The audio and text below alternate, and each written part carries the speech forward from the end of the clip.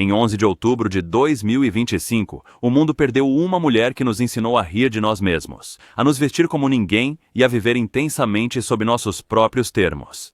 Diane Keaton, vencedora do Oscar, ícone de estilo e um dos talentos mais singulares de Hollywood, deu seu último suspiro aos 79 anos. A notícia veio silenciosamente, da maneira que ela talvez preferisse, de sua casa em Brentwood em uma manhã de sábado, quando a luz ainda era suave e o mundo ainda não havia despertado para a perda. E, nos dias que se seguiram, enquanto homenagens chegavam e as câmeras se voltavam para seu legado, um detalhe começou a surgir que parou todos em suas trilhas: a fortuna que ela deixou.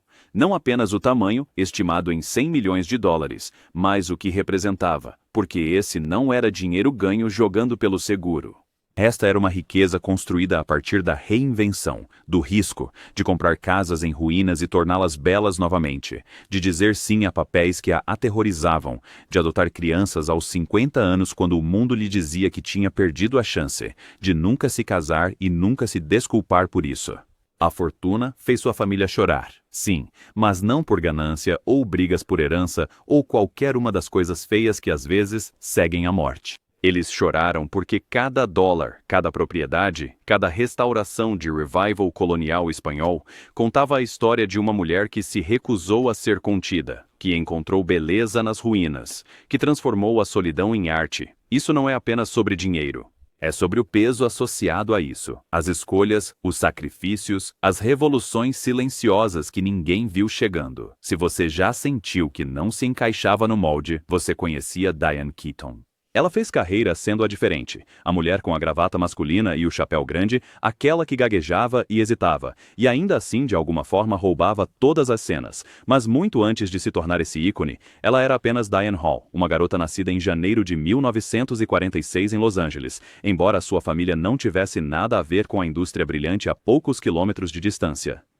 Seu pai, John Hall, era engenheiro civil e corretor de imóveis, estável e prático.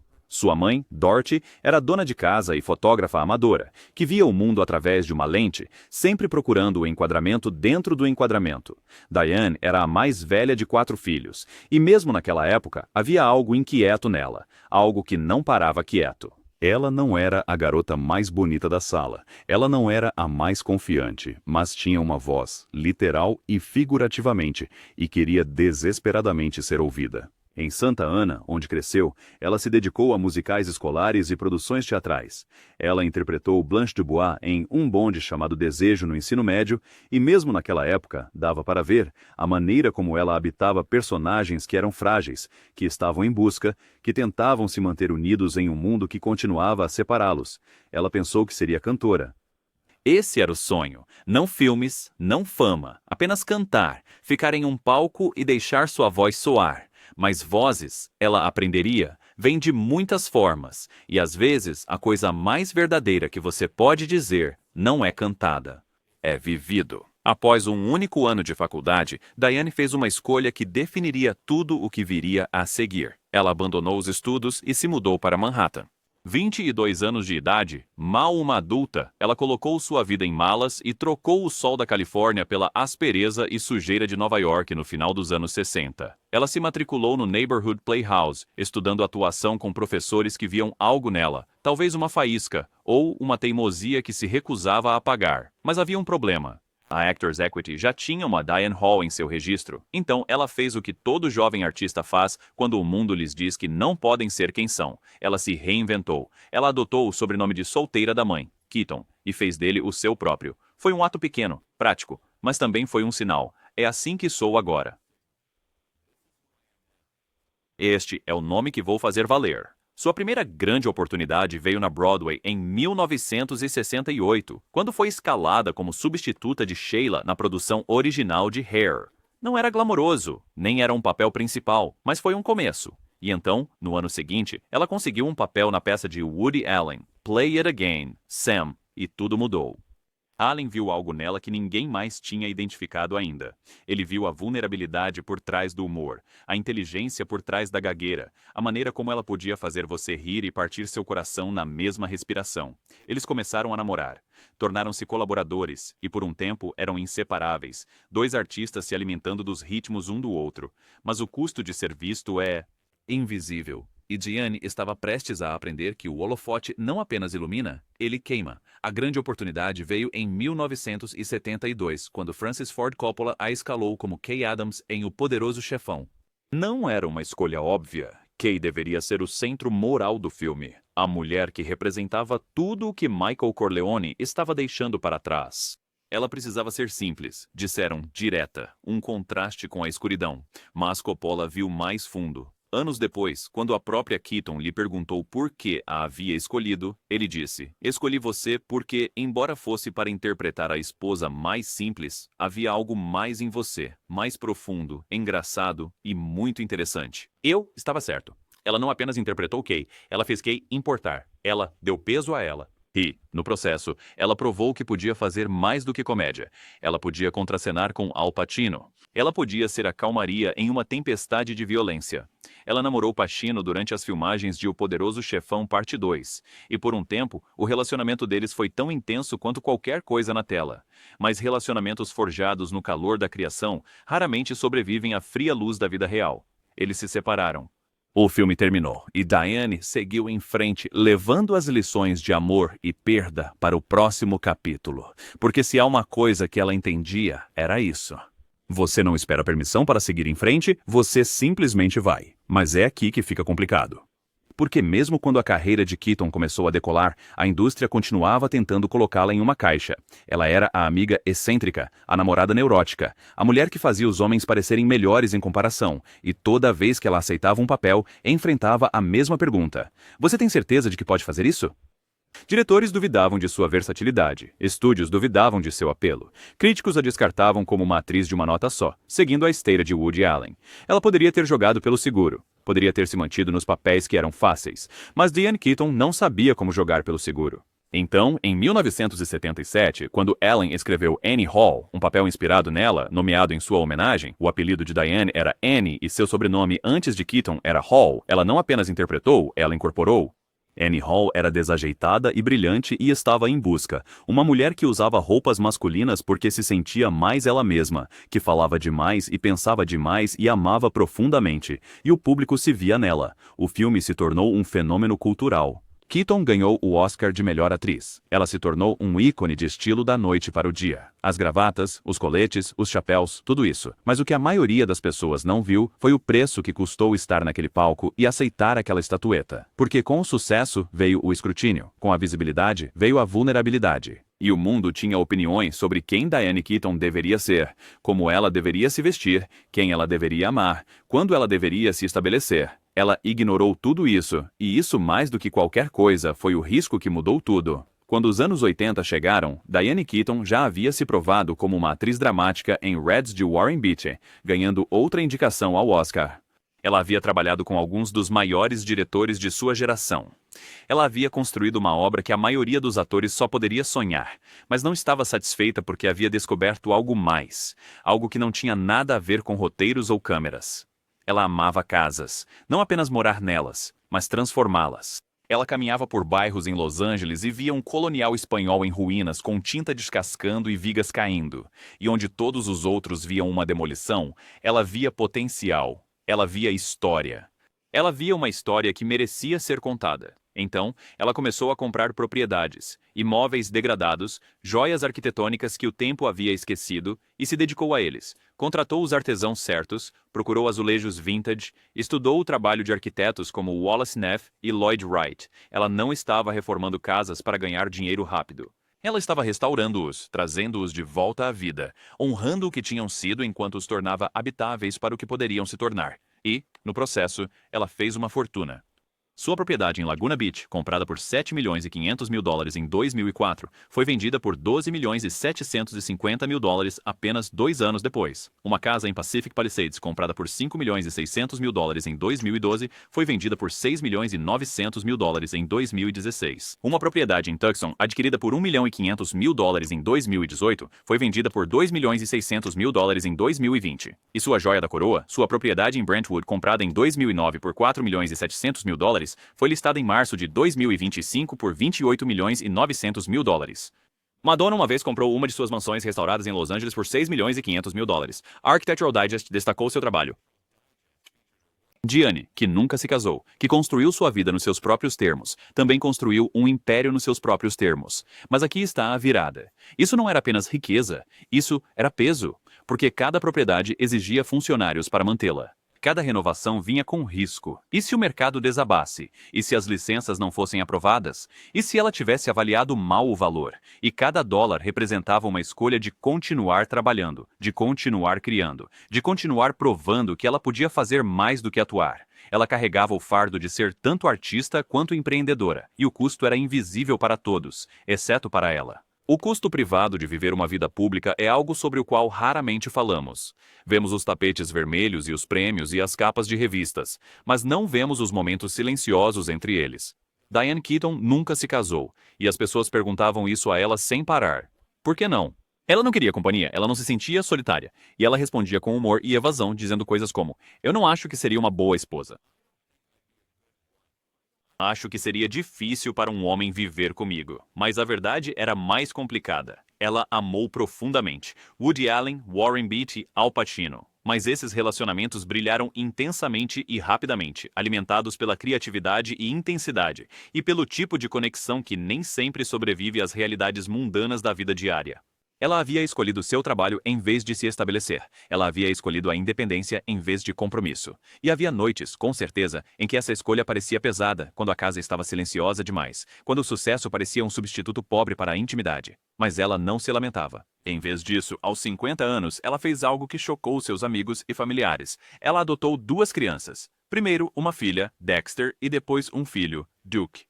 Ela se tornou mãe em uma idade em que a maioria das pessoas está se tornando avós, e se dedicou a isso com o mesmo compromisso feroz que trazia para tudo o mais.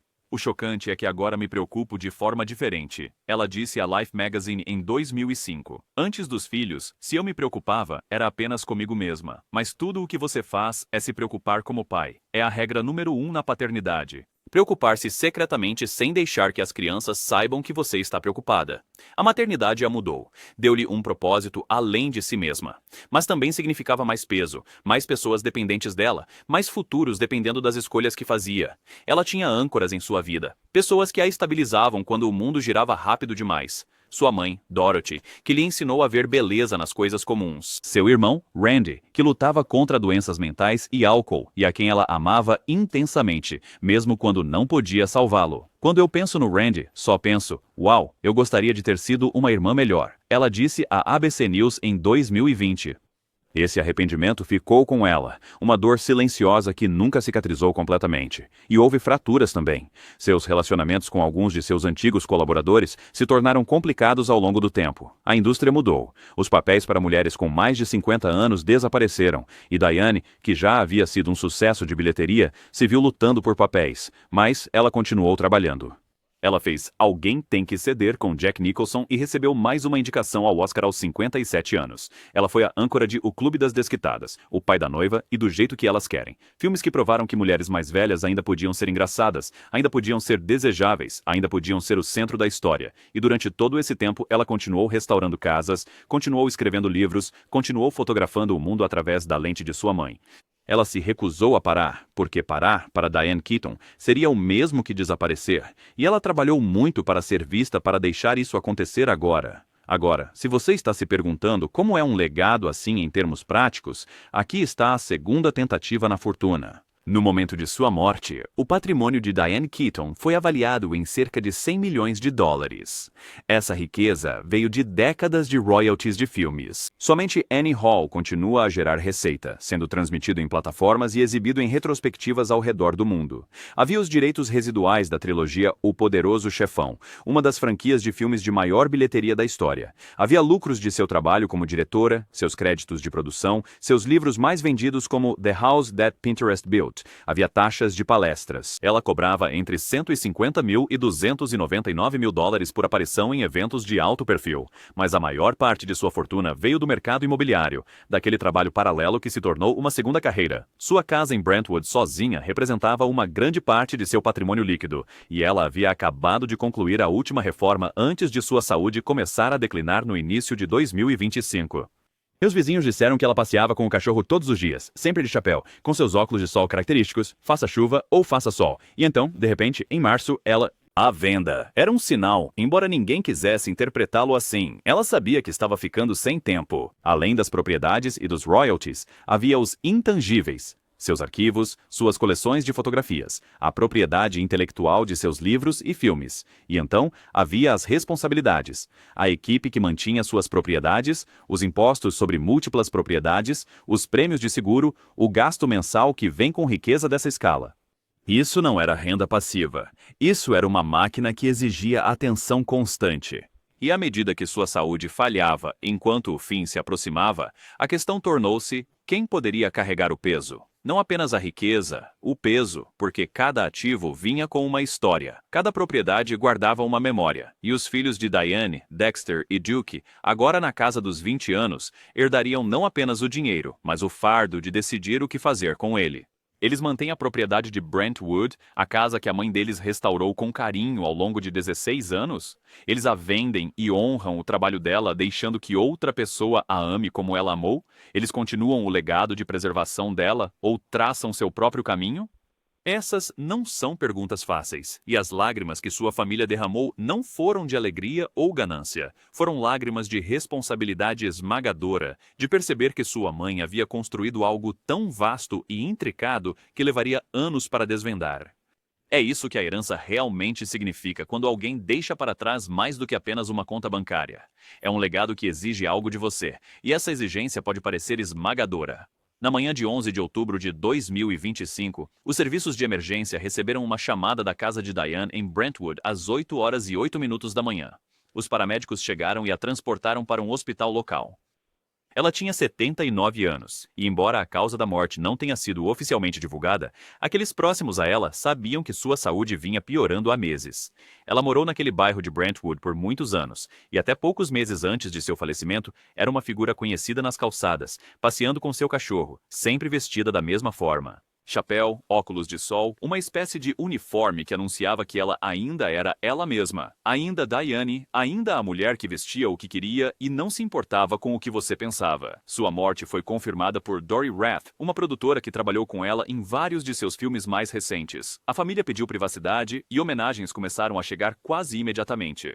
Bette Midler, sua colega de elenco em O Clube das Desquitadas, escreveu no Instagram: "Não posso expressar o quão insuportavelmente triste isso me deixa. Ela era hilária, completamente original e totalmente sem malícia ou qualquer competitividade que se esperaria de uma estrela assim." Kimberly Williams Paisley, que interpretou sua filha em O Pai da Noiva, disse: "Trabalhar com Diane Keaton foi um dos destaques da minha vida. Você é única, e foi emocionante estar na sua órbita por um tempo." Até o Woody Allen, décadas afastado de sua colaboração, emitiu uma declaração elogiando seu talento e seu impacto em seu trabalho. E Francis Ford Coppola, que lhe deu o papel de Kay Adams todos aqueles anos atrás, disse simplesmente: "Nunca haverá outra como ela." A manifestação foi global, um lembrete de que Diane Keaton não apenas atuou em filmes, mas mudou a forma como víamos as mulheres na tela. Ela fez com que fosse aceitável ser desajeitada, ser incerta, ser você mesma. E esse presente, mais do que qualquer fortuna, é o que ela deixa para trás. Por que Diane Keaton é importante para nós? Porque ela provou que você não precisa se encaixar no molde para ser extraordinária. Ela nunca foi a ingênua. Ela nunca foi a femme fatale. Ela era a mulher que gaguejava, hesitava e usava roupas masculinas, e ainda assim se tornou um ícone. Ela nos ensinou que estilo não é seguir tendências, é conhecer a si mesmo tão bem que você cria o seu próprio. Ela nos mostrou que está tudo bem recomeçar aos 50 anos, adotar crianças quando todos dizem que é tarde demais, construir uma segunda carreira a partir de uma paixão que ninguém esperava. Ela demonstrou que independência não significa solidão, significa recusar comprometer as coisas que fazem você ser quem é. E ela fez tudo isso sem pedir desculpas, sem explicações, sem esperar permissão. Sua fortuna, aqueles 100 milhões de dólares que fazem sua família chorar, é um monumento a tudo isso.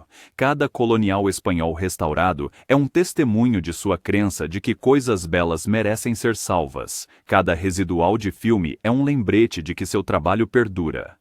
Cada dólar é prova de que você pode ser você mesmo, plenamente, sem pedir desculpas, e ainda prosperar. A ferida que ela carregava desde a infância, aquela sensação de não pertencer completamente, de ter que trabalhar 2 vezes mais para ser ouvida, não a definiu, a impulsionou, isso a empurrou.